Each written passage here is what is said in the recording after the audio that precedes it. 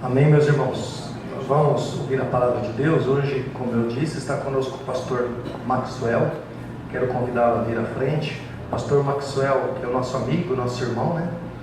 Professor de teologia aqui no Instituto Bíblico Brasil para Cristo. Tem estado conosco, tem acompanhado o nosso trabalho, nós temos acompanhado dele. E sempre que nós o convidamos, ele, com muita graça, com muita prontidão, sempre tem atendido os nossos convites, o que somos gratos por isso. Amém? Deus abençoe. Fique à vontade, pode dar palavra de saudação, pregar, que Deus o use da maneira que Ele achar melhor. Amém? Glória a Deus.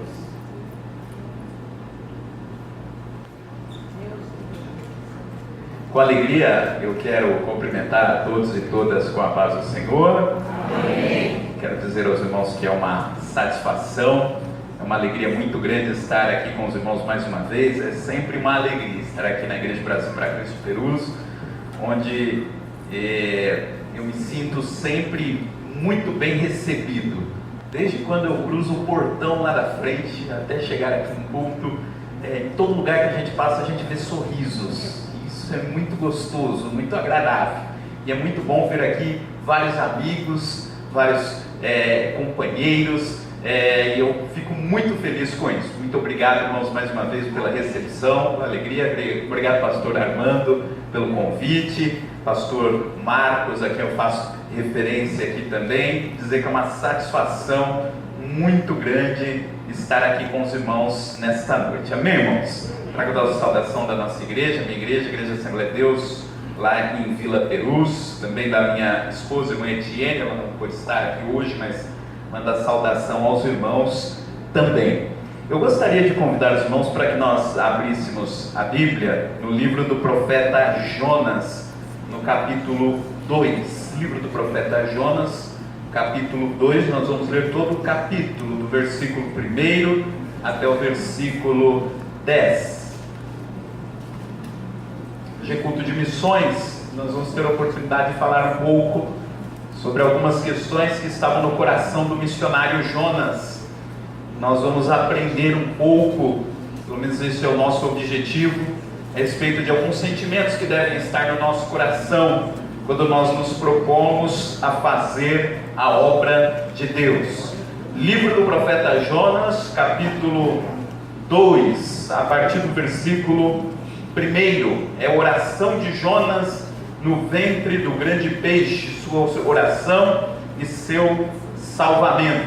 Diz assim: E orou Jonas ao Senhor seu Deus das entranhas do peixe, e disse: Na minha angústia clamei ao Senhor, e Ele me respondeu. Do ventre do inferno gritei, e Tu ouvistes a minha voz. Porque Tu me lançaste no profundo, no coração dos mares, e a corrente me cercou. Todas as Tuas ondas e as Tuas vagas têm passado por cima de mim. E eu disse: Lançado estou de diante dos Teus olhos, todavia tornarei a ver o templo da Tua santidade. As águas me cercaram até a alma, o abismo me rodeou, e as algas se enrolaram na minha cabeça. Eu desci até os fundamentos dos montes, os ferrolhos da terra correram-se sobre mim para sempre. Mas Tu livraste a minha vida da perdição, ó Senhor meu Deus. Quando desfalecia em mim a minha alma, eu me lembrei do Senhor, e entrou a Ti a minha oração no templo da Tua santidade. Os que observam as vaidades vãs deixam a sua própria misericórdia, mas eu Te oferecerei sacrifício com a voz do agradecimento. O que votei, pagarei. Do Senhor vem a salvação. Falou, pois, o Senhor ao peixe, e ele vomitou a Jonas na terra. Amém. Baixe sua cabeça. Senhor nosso Deus, nosso Pai, nós queremos lhe agradecer pela oportunidade que o Senhor já nos deu de adorarmos ao Teu nome, de prestarmos a Ti o nosso culto de adoração a Ti. Pai querido e justo, eu quero lhe pedir que o Teu nome continue a ser glorificado nas nossas vidas. Venha continuar falando conosco, que a Tua palavra, que é a única que tem poder para transformar vidas, para restaurar corações, para transformar sentimentos, que a Tua palavra possa nos confrontar nesta noite, Senhor, e que possamos nos sentir motivados, Senhor, a aprender contigo, que possamos nos sentir motivados a amar, Senhor, a olhar para o outro de uma forma diferente, a olhar para o outro como um ser que também é amado por Ti, para que o teu nome possa ser glorificado e louvado nas nossas vidas. Venha falar, Senhor, por entre as minhas palavras. Venha fazer com que em tudo o teu nome seja glorificado. É o nosso pedido em nome de Jesus. Amém. Amém. Irmãos, nós temos o desafio de falar um pouco a respeito do profeta Jonas. E é uma das histórias do Antigo Testamento, talvez uma das histórias mais conhecidas do Antigo Testamento. Se perguntarmos inclusive para as crianças, elas talvez nos contarão essa história do profeta Jonas. Quem é que não conhece a história do profeta que Deus manda ir para determinado lugar e ele se recusa, ele tenta se esconder da presença de Deus, e no meio da história toda há uma confusão no barco onde ele está. Ele é engolido por um grande peixe e depois vai parar no lugar onde Deus o havia mandado. Essa história do Antigo Testamento, irmãos, ela é uma história que eu considero surpreendente.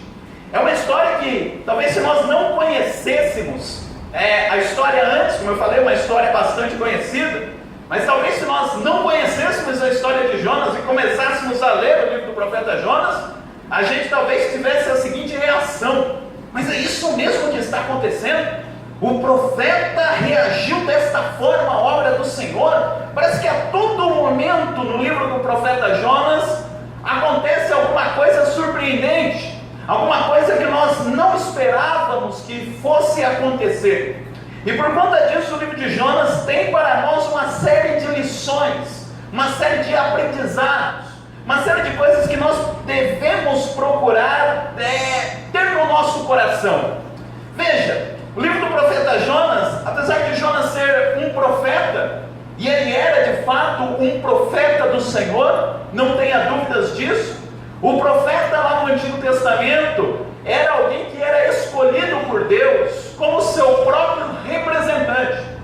O profeta não apenas, às vezes a gente acha que o profeta era escolhido por Deus apenas para dizer o que ia acontecer no futuro. Sim, mas não apenas isso. O profeta era o representante de Deus na terra. Se você queria saber qual era a opinião de Deus a respeito de determinado assunto, o profeta era aquele que dizia qual era a opinião de Deus sobre o que estava acontecendo. O profeta era aquele que dizia o que Deus achava de determinada situação. Ou seja, o profeta era responsável por trazer, por emitir o que Deus achava de determinada situação. Isso era ser profeta no Antigo Testamento. E quando nós olhamos para os livros proféticos, nós percebemos quantos profetas sofreram. E quando nós lemos o livro dos profetas, a gente sente, parece que a dor que o profeta estava sentindo, o profeta entregando uma mensagem de Deus, e muitas vezes sendo perseguido, muitas vezes não sendo aceito.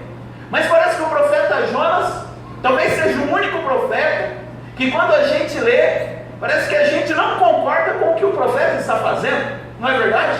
Parece que é o único profeta da Bíblia onde a gente parece que tem uma reação negativa com o profeta. A gente olha e parece que fica torcendo para o profeta mudar de opinião. Olha, mas o profeta não está seguindo o que Deus disse, ele não deveria agir desta forma. E por que a Bíblia faz esse registro do profeta Jonas? Porque muitas vezes, como Jonas, somos nós. E aí você diz: não, eu nunca fui parar na barriga de um peixe, eu nunca fui parar num lugar como esse. Mas nós vamos perceber que alguns dos sentimentos que aparecem no coração do profeta Jonas, muitas vezes aparecem também no nosso coração. E para que a gente possa ser usado por Deus, nós podemos entender essas coisas que acontecem no nosso coração e resolvê-las muito bem, para que possamos ser usados por Deus da melhor forma possível. Pois bem, eu gostaria de destacar com os irmãos algumas coisas deste livro do profeta Jonas, e dizer aos irmãos que Jonas, embora a gente faça essa leitura e às vezes não concorde com o que Jonas fez, Jonas ele é de fato um profeta de Deus. Deus usou Jonas em outras ocasiões, inclusive além desse texto. Se você ler a sua Bíblia, em 2 Reis, capítulo 14, o profeta Jonas está lá. Ele foi usado por Deus para profetizar no reino do rei Jeroboão em Israel. Jonas está lá presente. Jonas profetizou naquela ocasião que o reino de Israel prosperaria naquela ocasião. Jonas está ali presente. Nós não temos os outros relatos da vida de Jonas, mas Jonas ele era um profeta que era usado por Deus. E isso mostra para nós que muitas vezes a pessoa que é utilizada, que é usada por Deus, a pessoa que está na mão de Deus, nada o isenta de cometer erros, de ter às vezes situações dentro do seu coração que parece que não estão resolvidas. Às vezes nós achamos que o homem de Deus, a mulher de Deus, ela está com todas as situações resolvidas dentro de si, e através do profeta Jonas nós percebemos que até mesmo o homem de Deus, até mesmo um profeta, muitas vezes enfrenta algumas resistências dentro do seu coração. E qual era a resistência do profeta Jonas? É muito provável que Jonas fosse usado por Deus muito para profetizar para a nação de Israel, para profetizar para o seu próprio povo. E em determinado momento, Deus chega a determinado dia para Jonas e diz: Jonas, você está disposto a profetizar em meu nome? Estou, Senhor. E quem sabe Jonas olha para Deus e diz: o que o Senhor quer que eu diga para o teu povo? E aí Deus diz: não, dessa vez não será para o meu povo. Jonas, você vai pegar o barco e você vai lá para a Síria. A Síria, como o pastor falou, não tem nada a ver com a Síria de hoje. Era o Império Assírio, que na época ainda não era um grande império, mas a capital era a cidade de Nínive. Você vai lá para a Síria, para a capital Nínive, e você vai entregar uma mensagem para aquele povo. Um povo que era totalmente diferente de Jonas. Um povo que não tinha nada a ver com Jonas. Um povo que pensava diferente de Jonas. E um povo com o qual Jonas não tinha nenhuma afinidade. Veja como Deus confronta Jonas. Deus coloca no coração de Jonas uma mensagem para entregar para um povo com o qual Jonas não tinha nenhuma afinidade. E aqui a gente já começa a fazer algumas reflexões sobre o que significa fazer missões, e hoje é um culto de missões. Fazer missões significa entregar o Evangelho para qualquer pessoa, mesmo que seja uma pessoa com a qual nós não temos nenhum tipo de afinidade. É fácil pregarmos o Evangelho para aquela pessoa que é parecida conosco, mas o difícil é pregarmos o Evangelho para aquele que é diferente de nós, para aquele que não tem nada a ver conosco, para aquele que pensa diferente de nós. E parece que esse foi o grande problema de Jonas. Deus diz para Jonas: Jonas, você vai pregar para um povo que está totalmente diferente daquilo que você acredita. E parece que Jonas tem uma dificuldade com isso. Parece que na cabeça de Jonas, Deus era Deus apenas de Israel. Parece-me que a ideia de Jonas é o seguinte: o que Deus tem a ver com os assírios? O que Deus tem a ver com aquele outro povo? Deus tem que abençoar o meu povo, a minha nação. Deus não tem nada que ver lá com os assírios. E olha que a mensagem que Deus fala para Jonas não era nem uma mensagem de bênção para os assírios, era uma mensagem de destruição. Ele diz: Jonas, você vai até Nínive e a sua mensagem será o seguinte: você vai dizer que dentro de 40 dias Nínive será destruída. E o que acontece com Jonas? Diz a Bíblia aqui no capítulo 1 que Jonas vai até o porto e em vez de pegar o barco para Nínive, ele vai pegar para Tarsis. E talvez para nós não haja muita diferença, Nínive, Tarsis, mas para a gente ter uma ideia do que isso significava, Nínive ficava num lado, Tarsis ficava no lado totalmente oposto. É mais ou menos como se Deus te mandasse ir para Natal, no Rio Grande do Norte, e você vai para o aeroporto e compra a passagem para Porto Alegre, no Rio Grande do Sul. Foi isso que Jonas fez. Ele foi totalmente para o oposto daquilo que Deus havia mandado para ele. Ele tinha que ir para lá. Ele pega o navio e vai para o outro lado. E o texto diz que ele foi para se esconder da presença do Senhor. E no capítulo 1 já começam a acontecer algumas coisas surpreendentes nesse livro. Porque diz que ele entra e parece que o escritor do livro de Jonas escolhe muito bem as palavras para falar de Jonas. Porque diz que ele desceu para o porto, e quando ele desceu para o porto, ele desceu para o navio, para o porão do navio, e o navio desceu para Tarsis. E por que a Bíblia fala tanto de descer no capítulo 1? Ele desceu para o porto, dentro do navio, ele desceu para o porão, e o navio desceu para Tarsis. A Bíblia está mostrando para nós que quando a gente se distancia do propósito de Deus, o que acontece conosco? Nós passamos a descer. Quanto mais a gente percebe, a gente está descendo, estamos mais distantes do centro da vontade de Deus. E por quê, irmãos? Porque muitas vezes a vontade de Deus é algo que enche o nosso coração e nós falamos eu vou. Mas muitas vezes, irmãos, a palavra que Deus dá para nós é uma palavra que nos confronta. E aliás, o Senhor Jesus disse, né? Quem quer vir após mim, tome a cada dia a sua cruz e siga-me. Muitas vezes quando nós nos colocamos diante do Evangelho, será uma palavra que vai nos confrontar, será uma palavra que vai mexer conosco. E nós temos duas opções quando isso acontece conosco. Quando a palavra de Deus nos confronta, como quando confrontou o profeta Jonas, temos duas opções. A primeira opção é tentar consertar aquilo que está ruim dentro de nós. E a segunda opção é fugir da presença de Deus, ou tentar fugir da presença de Deus. Só que eu quero dizer para você uma coisa: se a palavra de Deus está te confrontando em alguma coisa, não tente descer, não tente fugir da presença de Deus, mas deixe com que a palavra de Deus vá moldando o seu coração. Por quê, irmãos? Porque a palavra de Deus ela tem uma característica que é uma característica maravilhosa, que nem sempre a gente gosta, mas ela é uma característica maravilhosa. A palavra de Deus ela é como um espelho.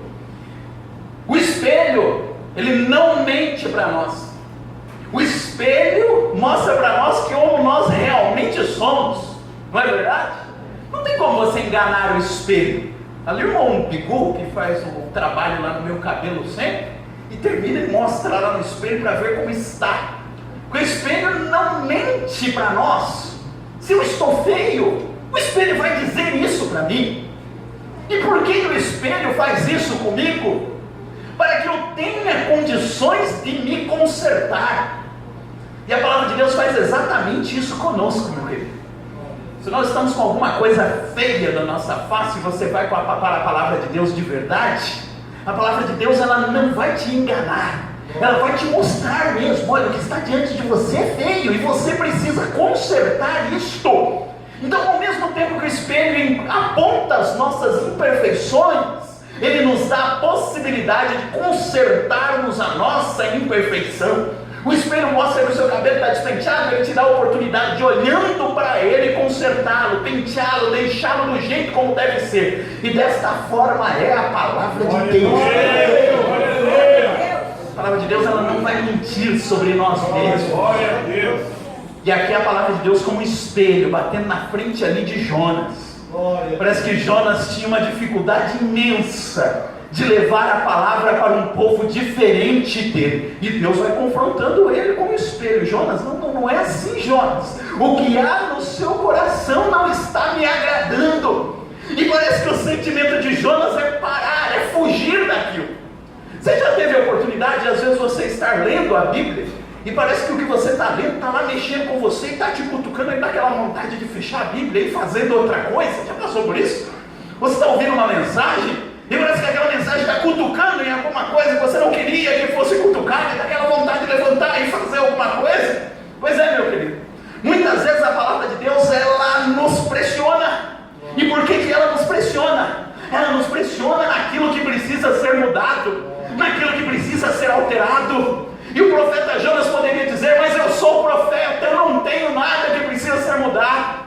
Podemos ser quem quer que nós sejamos na igreja. Possamos ser um pastor, podemos ser um profeta, podemos ser alguém do grupo de louvor. Sempre haverá algo no nosso coração para ser consertado, para ser feito conforme Cristo.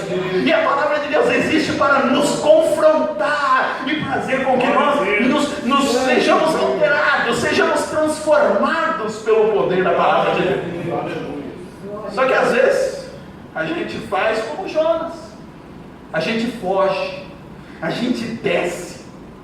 E Jonas entrou naquele barco e foi para o porão. Imagina como estava a consciência dele. Não sei se o que passava na cabeça de Jonas. Porque ele foi para o barco e dentro do barco ele foi lá para baixo. Não sei se ele estava com medo de encontrar Deus lá em algum lugar, alguma coisa. Ele vai para um lugar mais escondido. E o que Jonas faz lá? Jonas dorme. E foi um sono tão pesado que diz que veio uma tempestade e Jonas não acordava. Você fala, mas Jonas estava tranquilo. Jonas, acontece com Jonas talvez uma coisa que aconteceu com os discípulos de Jesus. Porque se você ler lá no livro de Lucas, quando Jesus estava no Getsêmani, está escrito lá que os discípulos dormiram de tristeza.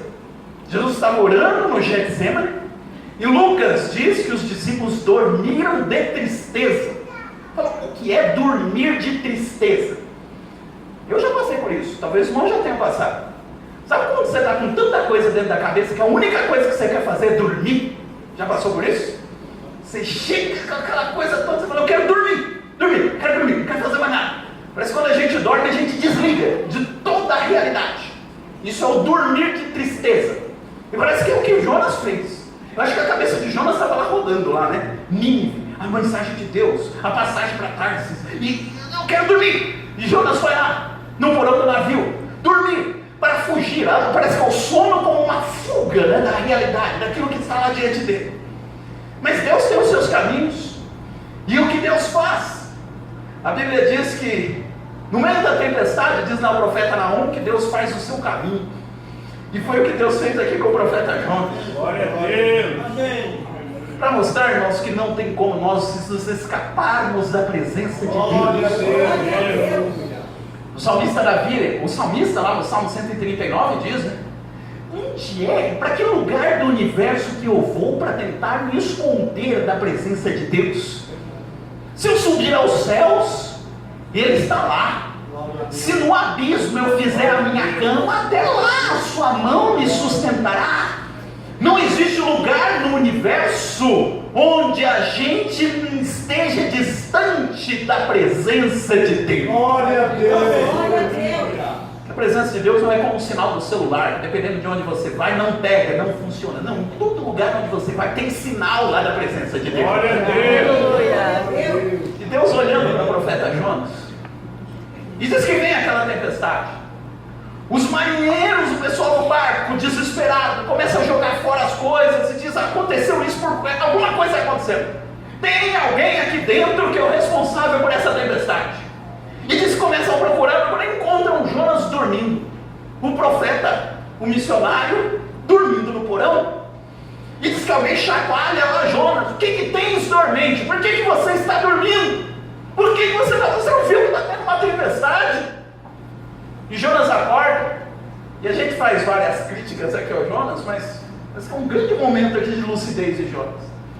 Que parece que Jonas respira fundo e diz, eu sou responsável por essa tempestade. Parece que ali Jonas percebe que ele fez um mau negócio em tentar fugir da presença de Deus. Ele fez um mau negócio em querer descer, ficar tão longe da presença de Deus. E Jonas dele diz o seguinte, se vocês me lançarem fora do barco, essa tempestade vai parar. E por mais que a gente faça as críticas a Jonas, Jonas nesse momento, ele teve uma atitude extremamente nobre, porque ele se dispôs a dar a sua vida por conta dos marinheiros que estavam ali. Se vocês me lançarem no mar, a vida de vocês será salva. Me lancem no mar. Veja, ele teve uma atitude nobre. Já que eu errei, eu não quero que outras pessoas morram por conta do meu erro. Me lancem ao mar. E talvez houve aquela relutância, e no final das contas, Jonas ele é lançado no mar. Então veja, o livro é surpreendente. Um profeta que desobedeceu a Deus e vai parar no mar. Mas aí acontece a parte mais surpreendente do livro de Jonas. Deus dá ordem, está escrito aqui no texto, que Deus deu ordem a um peixe para que engolisse o profeta Jonas. Glória a Deus. E aqui eu não quero discutir o tamanho do peixe, como era o peixe, ou deixava de ser o peixe, se era baleia, não é? O texto diz que um grande peixe engoliu o profeta Jonas. E diz que lá no século XIX teve um marinheiro no litoral da Argentina que foi engolido também por um grande peixe. Encontraram lá o corpo dele. Mas aqui é o seguinte: além de ter sido engolido, ele permaneceu vivo no ventre do grande peixe. E agora, o texto diz que ele fica 3 dias e 3 noites no ventre do peixe. E essa parte para mim é a parte mais bonita do livro do profeta Jonas. Não pelo fato de ele estar dentro do peixe, mas por conta da oração que o profeta Jonas faz, que é o texto que nós lemos aqui no capítulo 2. Veja, meu querido, Jonas ele estava no local do planeta onde ninguém sabia onde ele estava. Quem jogou ele no mar já achou que ele tinha morrido. Família de Jonas não fazia ideia de onde Jonas estava. Eu acho que nem o próprio Jonas sabia onde ele estava. Não, ele estava lá na barriga do peixe. E o que ele passou lá dentro? Ele diz aqui no texto, ele diz que as trevas vieram sobre ele. Ele diz: as algas se enrolaram na minha cabeça. Imagina o que ele viu dentro da barriga do peixe para dizer isso. O que ele sentiu, o que ele cheirou, o que ele passou nesses dias em que ele estava ali na barriga do peixe. Mas o mais bonito nisso é o seguinte: Jonas estava ali e não era para ele estar ali. Não foi uma fatalidade, sabe? Uma coisa é a gente passar por uma fatalidade na vida. Você está passando na rua, acontece uma fatalidade, enfim, acontece o que você não queria. Não foi uma fatalidade. Jonas estava indo de férias lá no transatlântico, escorregou, caiu no mar e foi parar dentro do barril do peixe. Não foi uma fatalidade. Foi uma série de erros que ele foi cometendo e que fez com que ele chegasse naquela situação. Poderíamos olhar para Jonas e dizer: Jonas, foi culpa sua, está reclamando aí do peixe, foi culpa sua. Se você tivesse obedecido a Deus, você não estaria lá. E aí talvez nós, às vezes, com o nosso senso de julgar, está dizendo: bem feito para o Jonas, né? Jonas foi parar lá no peixe. Mas graças a Deus que Deus não pensa como a gente.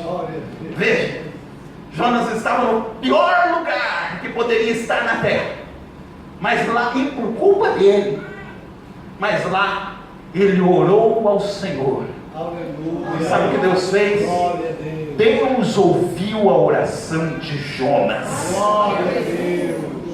Irmãos, isso é extremamente maravilhoso. Glória a Jesus. Por quê? Que talvez eu esteja falando com alguém aqui nesta noite que já fez tanta coisa errada na vida e diz o seguinte: a minha vida se tornou um rolo tão grande que eu criei que eu não consigo mais sair de dentro dele. Deus não vai ouvir a minha oração, porque eu que criei essa situação toda. Eu estou simplesmente colhendo o que eu plantei. Pois Jonas também. Mas mesmo no meio daquela situação, Deus orou, ou melhor, Jonas orou e Deus ouviu a oração do profeta Jonas e o resgatou da barriga do peixe.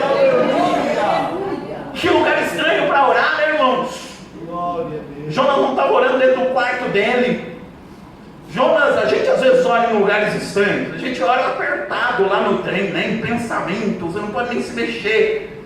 Imagina o que é Jonas orar na barriga de um peixe. Não tinha luz, estava na escuridão, 3 dias, imagina o desespero. Ninguém sabia onde ele estava na face da terra, mas levantou a voz e orou ao Senhor. E Deus teve misericórdia da vida de Jonas. Por pior que seja a situação que você está passando, você não chegou onde Jonas chegou. Você não chegou ainda na barriga de um peixe, e não vai chegar na barriga de um peixe. Mas se Deus ouviu Jonas nessa situação, por que Deus não ouviria a sua oração? Por que Deus não estaria atento a ouvir o que você tem a dizer para Ele? Se eu fosse você, eu rasgava o coração nesta noite e dizia: Senhor, é isso que eu estou passando, essa é a ansiedade do meu coração. Eu errei muito na vida, Senhor, mas eu quero a Tua graça, a Tua misericórdia, a Tua bondade sobre mim. Aleluia. Aleluia. Não, Jonas merecia ser resgatado? Não. Mas Deus o resgatou. Sabe o que chama isso? graça, que é aquilo que Deus tem por nós. Graça. Não merecia. Talvez você esteja dizendo: eu não mereço estar na presença de Deus. E eu pergunto aqui: quem é que merecia estar na presença de Deus? Você acha que eu merecia estar na presença de Deus? Você acha que qualquer um de nós aqui merecia? Ninguém está aqui porque merece, irmão. Nós estamos aqui porque nós somos alcançados pela graça, o favor imerecido de Deus. Aleluia. Nenhum de nós merecíamos. Você acha que você merecia estar cantando aqui? Você acha que eu merecia levantar a mão e dar glória a Deus? Não merecia. Se Deus fosse nos salvar com base no nosso merecimento, ninguém seria salvo.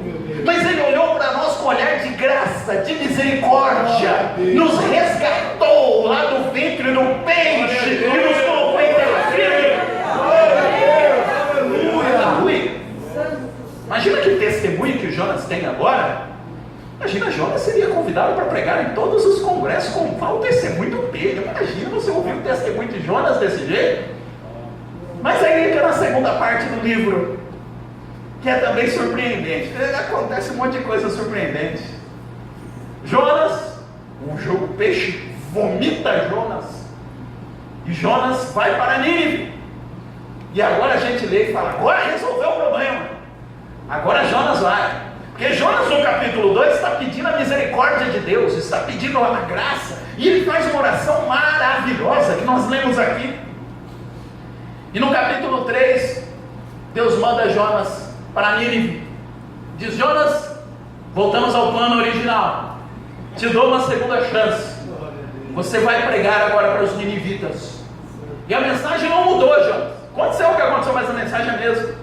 Você vai dizer que daqui 40 dias Nínive vai ser destruída. E lá vai Jonas, com a autoridade que Deus deu para ele. Também depois de ter sido resgatado do peixe, eu teria a mesma autoridade. Saiu andando, você também teria, imagina. Jonas saiu sem medo nenhum, andando lá no meio de Nínive. E diz o texto que Nínive era uma grande cidade, 120 mil habitantes. Era uma mega cidade para os padrões da época. E diz que era uma cidade que era 3 dias de caminho para você andar na cidade toda. E Jonas começa a pregar o primeiro dia. De onde é que vem o tal do Jonas? Vem, aparece do nada. E começa a dizer: em 40 dias, diz o Senhor, a cidade será destruída. Em 40 dias a cidade será destruída. Isso era a mensagem que ele estava pregando. E aí acontece novamente uma coisa surpreendente do livro de Jonas. Porque a gente acha que de fato a cidade vai ser destruída. Mas diz que surpreendentemente os ninivitas ouviram a mensagem de Jonas e se arrependeram do que eles estavam fazendo. E aconteceu um negócio que ninguém esperava que ia acontecer. Os ninivitas se converteram. Os ninivitas falaram: não, o que ele está falando vai acontecer, não queremos ser destruídos. E diz que o rei de Nínive convoca todo o povo a fazer um jejum. Colocou até os animais para jejuar. Olha só que coisa, está aqui no texto.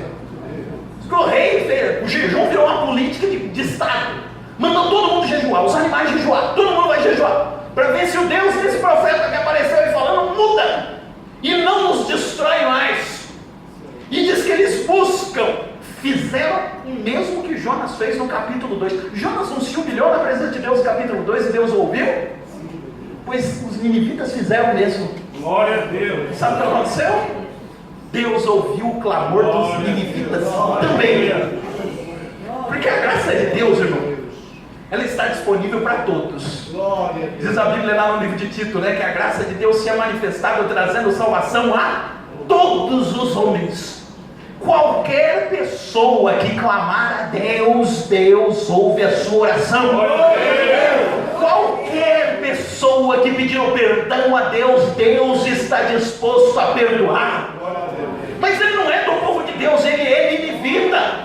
Não importa como é que está o coração dele. O coração dele não importa se ele é judeu, se ele não é judeu. Se o coração dele está disposto a me buscar, diz o Senhor, eu vou ouvi-lo, eu vou perdoá-lo, eu vou conceder da graça. E Deus ouve os ninivitas. E aí Deus fala para Jonas: Jonas, mudança de planos. ninivitas. E aí às vezes a gente acha que o profeta ia se alegrar, né? Mas não. Jonas diz para Deus: como assim? O Senhor não vai mais destruir os ninivitas? Eu vim lá da minha nação para dizer aqui que o Senhor não vai destruir os ninivitas. Não vou destruir os ninivitas. Mas o Senhor mudou de ideia? Não fui eu que mudei de ideia. Eles que mudaram de ideia. Aleluia.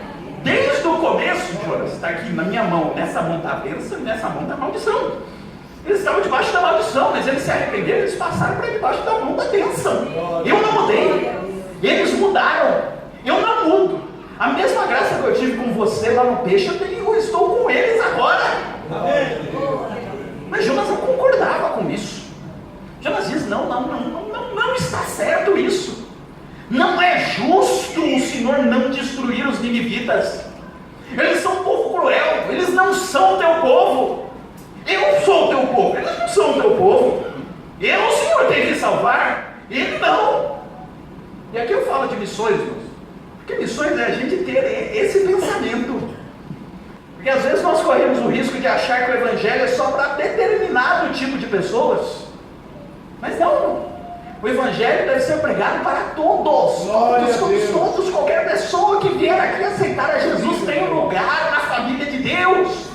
Amém. Isso logicamente não significa que a gente vai concordar com os pecados que a pessoa tenha cometido, mas o Evangelho diz que Deus pode transformar a qualquer pecador. Isso é o Evangelho. Mas parece que Jonas não tinha entendido a graça de Deus como algo universal, como algo para todos. E o que Jonas faz? Jonas, ele bate o pé e diz: não, Deus vai destruir essa cidade. Deus vai. E o prazo que ele deu foi 40 dias. Em 40 dias Deus vai destruir a cidade. E Deus falou: não, Jonas, eu não vou destruir. Eles se arrependeram. E diz que Jonas, ele quer assistir de camarote a destruição da cidade.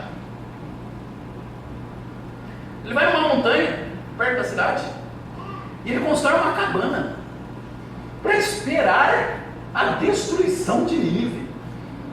E ele fica lá sentado esperando o dia que Deus vai destruir a cidade. Está escrito aqui no texto. Mas Deus, graças a Deus, irmão, pelo jeito que Deus trata com a gente. Porque se Deus fosse tratar a gente com base no nosso coração, não sobrava ninguém. Mas Deus tem um jeito, um carinho especial para tratar com cada um dos seus filhos. Eu tenho um filho só. Eu sei, estou aprendendo o jeito que eu tenho que chamar a atenção. Mas diz que quem tem mais do que um filho, diz que o pai que tem vários filhos, sabe o jeito que tem que chamar a atenção de cada filho, né? Tem um filho que você deve pegar mais pesado. E às vezes tem outro que você tem que usar uma outra artimanha, uma outra estratégia, não é assim? Diz que o pai, não sei quem é pai aqui que tem vários filhos. E é assim mesmo, estou falando a verdade? Tem vários filhos, cada um tem um jeito. Esse daqui eu tenho que pegar de manhã, quando ele acorda.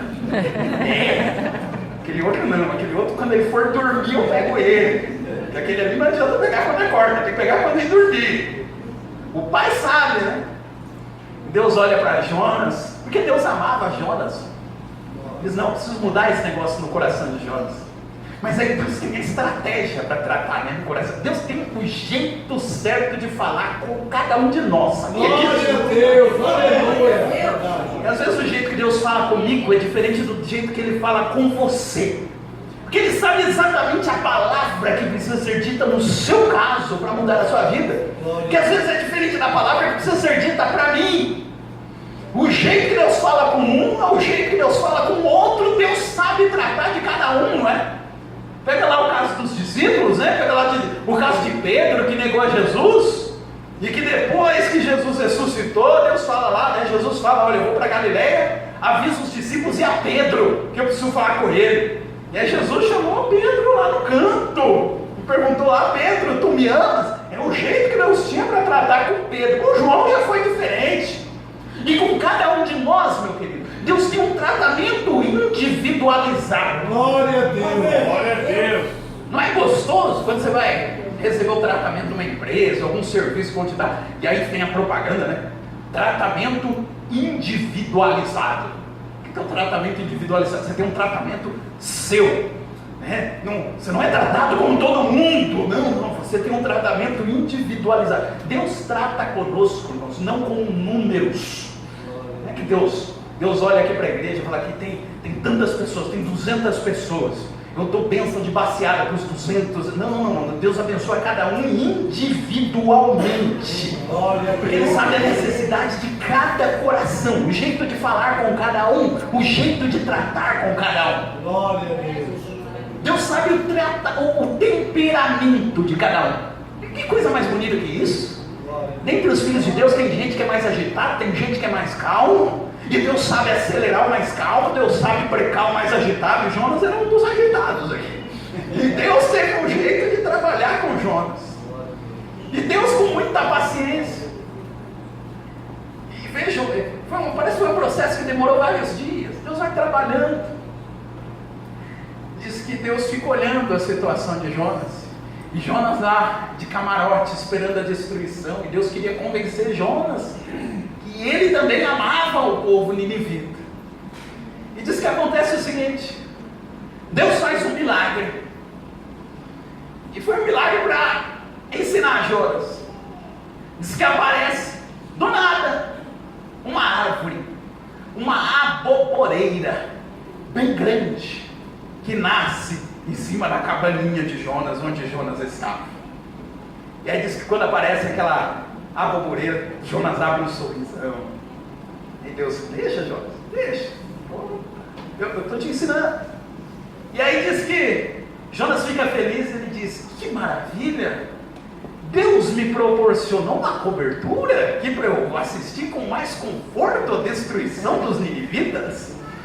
Acho que Deus mudou de ideia e vai destruir eles de novo, porque Deus mandou uma árvore aqui, e diz que era um conforto para Jonas, que o sol estava forte, e Deus manda aquela árvore, não é? Para proteger Jonas. E Jonas fica feliz, porque agora ele tinha uma aboboreira, e foi uma aboboreira sobrenatural. Imagina, nasce de um dia para o outro uma árvore no quintal da sua casa e te dá aquela sombra gostosa. Jonas deu glória a Deus. Só que acontece o seguinte, ficou lá, agora mais animado para ver a destruição dos ninivitas. E aí diz que acontece outra coisa surpreendente. Diz que no outro dia, aparece do nada um bicho, uma praga, que destrói a aboboreira. Não sei como que aconteceu isso. Diz que apareceu uma praga lá de um dia para o outro e destruiu aquela aboboreira. E aí diz que o sol pegou forte na cabeça de Jonas. Jonas desmaiou. E com insolação. E diz que quando Jonas acorda, ele fica bravo. Senhor, mas como que é isso? Primeiro o Senhor manda a aboboreira, faz sombra para mim. Depois o Senhor tira a aboboreira. Uma hora o Senhor vai destruir, outra hora não vai destruir, outra hora dá a aboboreira, outra hora não tem a aboboreira, eu não estou entendendo mais nada. E diz que Jonas, o texto diz que Jonas fica indignado com aquela situação. Está aqui no capítulo 4, versículo 6. Fez o Senhor Deus nascer uma aboboreira que subiu por cima de Jonas, para que fizesse sombra sobre a sua cabeça, a fim de o livrar do seu enfado. E Jonas se alegrou no extremo por causa da aboboreira. Mas Deus enviou um bicho no dia seguinte, ao subir da alva, o qual feriu a aboboreira, e esta se secou. E aconteceu que, aparecendo o sol, Deus mandou um vento calmoso oriental, e o sol feriu a cabeça de Jonas e ele desmaiou. E desejou com toda a sua alma morrer, dizendo: melhor me é morrer do que viver. Ele ficou bravo, disse: não aceito essa situação. O Senhor me tira de lá e faz tudo isso comigo, me tira a minha aboboreira, eu passo mal, né? Desmaiei, eu quero morrer. Aí a gente fala, mas é estranho, né? Não era Jonas que 2 capítulos atrás estava implorando pela vida lá no ventre do peixe, e agora quer morrer por pouca coisa? E aqui que é a parte mais bonita do texto. Por que Deus fez isso? Será que Deus não amava Jonas? Deus quis pregar uma peça em Jonas, né? Tirando a aboboreira. Não, Deus estava ensinando Jonas. Eu volto a dizer, irmãos, Deus tem os seus métodos para nos ensinar. Deus tem os seus métodos. E às vezes Deus tem que puxar a nossa orelha. E Deus puxa a orelha até de uma forma carinhosa. E quando Deus puxa a orelha, lembra lá do texto de Hebreus, que o Senhor castiga todo aquele que Ele ama. Se Deus chamou a sua atenção porque Ele te ama, Ele amava Jonas. E aqui vem o diálogo de Deus com Jonas. Diz que Deus fala assim para Jonas: Jonas, você acha que está certo você ficar bravo desse jeito? Está certo, Senhor, está certo. É razoável estar desse jeito. Olha só tudo que aconteceu. Jonas, por que você está bravo? Eu estou bravo, Deus. Calma, Jonas. Por que você está bravo? Eu estou bravo por causa da aboboreira. E aí Deus fala o seguinte para Jonas: Jonas, deixa eu te fazer uma pergunta, Jonas. Como que apareceu essa aboboreira? Essa aboboreira apareceu do nada, assim. Foi o Senhor que mandou, depois o Senhor tirou. Calma, Jonas, calma. Eu perguntei como é que a aboboreira surgiu. A aboboreira surgiu do nada. Jonas, você plantou essa aboboreira? Não plantei, Senhor. Você colocou a semente, esperou ela crescer, esperou ela... Não. Ah, você não fez nada pela aboboreira? Não. Quem fez? Foi o Senhor. Fui eu, Jonas, que criei a aboboreira. Jonas, você não fez nada para essa aboboreira crescer? E agora você está bravo porque a aboboreira morreu? Você não teve trabalho nenhum com essa aboboreira e você está bravo, querendo morrer por causa dela? Jonas, fui eu que criei os ninivitas. Sabia, Jonas? Você não teve trabalho nenhum com os ninivitas. Eu tive. Fui eu que plantei os ninivitas. Fui eu que esperei os ninivitas crescerem. Fui eu que vi os ninivitas se desviarem de mim. Eu amo os ninivitas, viu, Jonas? E se você teve misericórdia de uma aboboreira que você não plantou, que você não teve trabalho nenhum, por que eu não teria misericórdia de 120 mil homens que não tem noção do pecado, do que está acontecendo? Meu irmão, às vezes a gente é o profeta Jonas, e a gente não consegue entender o tamanho da graça e da misericórdia de Deus. Às vezes a gente quer ficar bravo com Deus por conta de coisas tão pequenas e deixamos as coisas maiores passarem. Jonas estava bravo por conta da aboboreira e Deus falou: Jonas, eu amo os ninivitas, olha os ninivitas aí. E hoje Deus fala: eu amo os bolivianos da igreja que nós assistimos, eu amo os sírios, Jonas. Talvez você não se importe, mas eu me importo, Jonas. Fui eu que fiz esse povo crescer, eu amo esse povo. E se eles deram a oportunidade para que eu entre na vida deles e os transforme, eu vou fazer isso, Jonas. Eu não vou abrir mão deles. Aleluia. Santo Deus. Mas você está falando: não, mas eu não faria igual isso, irmãos. Eu fui pregar numa igreja esses dias atrás, e eu falei algo, e quando eu estava falando, tinha um grupo que riu, deu risada, quando eu contei uma história. Depois fui saber por que deram risada, porque disse que de manhã tinham falado exatamente isso lá na escola dominical, e estavam tentando convencer a pessoa que falou, e aí eu falei isso à noite, eu não sabia da história. Mas sabe como que às vezes a gente tem esse sentimento? É assim, a gente está aqui na igreja, às vezes servindo a Deus há 10, 20, 30, 40 anos, e a gente vai para o céu, amém? Vamos para o céu, vamos para o céu. 50 anos servindo a Deus e vamos para o céu.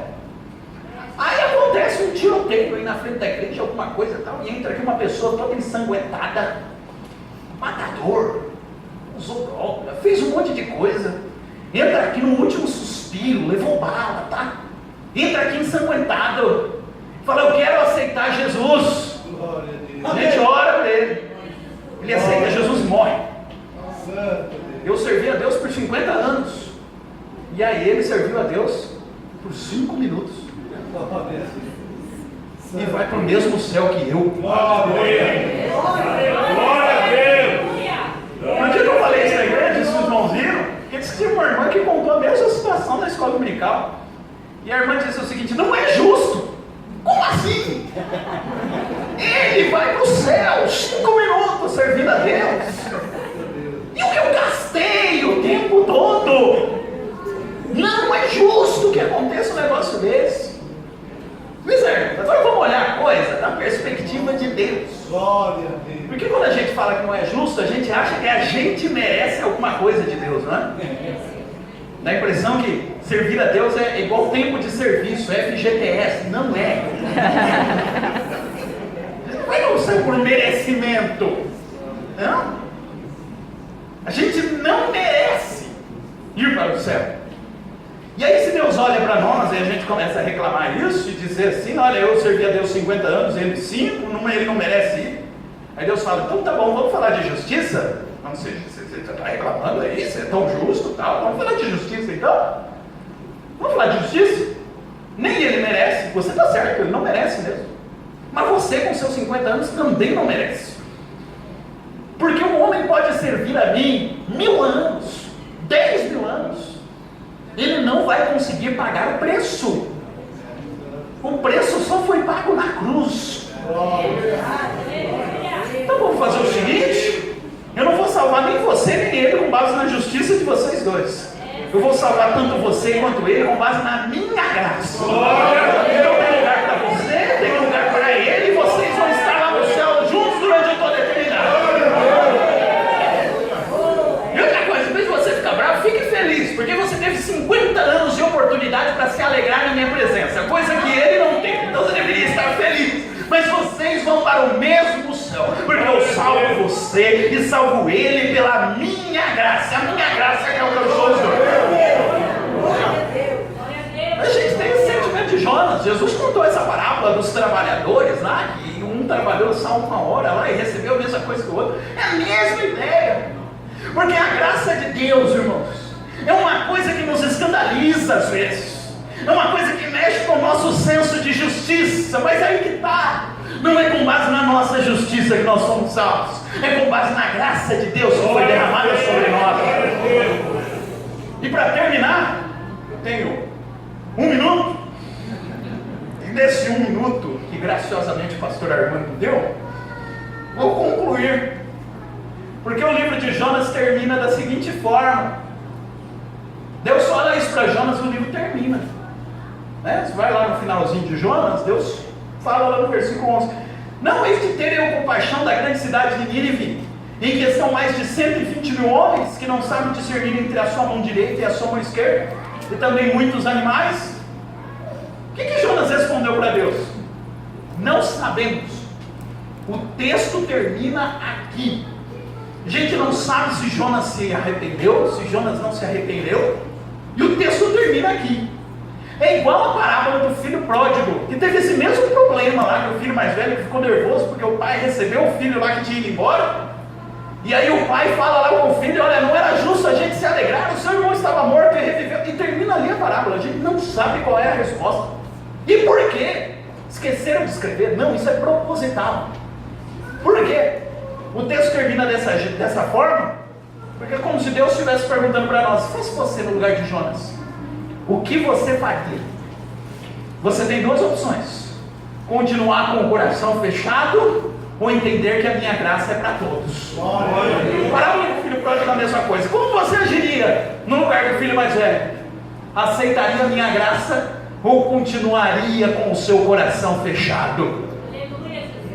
E a pergunta de Deus para nós é exatamente essa: como nós vamos ficar diante da graça de Deus? Nós vamos fechar o nosso coração e achar que a graça é só para nós? Ou vamos entrar no espírito missionário e entender que a graça de Deus se é derramada por todas as pessoas? Mas é alguém que eu não gosto, mas Deus ama esse que você não gosta. Mas é alguém que não presta, mas Deus ama ele, quer fazer ele alguém que preste. A decisão é nossa, irmãos. A decisão é de cada um de nós. E que Deus possa ter misericórdia de todos nós aqui, a começar por mim, para que a cada dia a gente entenda que a gente foi salvo em dia do grande peixe pela misericórdia de Deus. Da mesma forma como Deus teve misericórdia de nós lá atrás e nos salvou. É nossa missão termos misericórdia de todos aqueles que estão à nossa frente, e saber que a mesma graça que nos alcançou é a mesma graça que pode alcançar a cada um deles, para a glória do nome do Senhor. Que Deus abençoe os